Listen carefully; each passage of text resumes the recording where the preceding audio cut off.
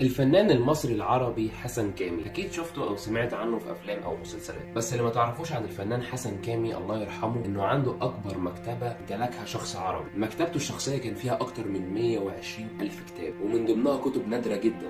اتعرض عليه قبل وفاته مبلغ 18 مليون دولار، لكنه رفض يبيعها تماما. خليني اقول لك ان زمان لما الحمله الفرنسيه احتلت مصر عملوا كتاب اسمه وصف مصر، والكتاب ده كان فيه منه نسخه في متحف المصري في وسط البلد، اتحرقت لما حصلت ثوره 25 يناير. خليني اقول لك ان في مكتبه الفنان لوحده كان فيه 5 نسخ من الكتاب ده، ومنهم نسخه اتباعت للجامعه الامريكيه بمبلغ 100 الف دولار امريكي. رفض ان هو يبيع المكتبه دي قبل ما يموت، وبعد ما مات لحد النهارده في صراع على المكتبه دي من متاحف والنشر وحتى رجال اعمال على انهم يشتروا المكتبه دي. مش عارف اذا كانت اسرته هترضى تبيعها ولا لا، بس حقيقي الواحد حزين انه فقد موهبه وفنان كبير ومثقف زي الفنان حسن كامي. ما تنسوش اللايك والفولو. انا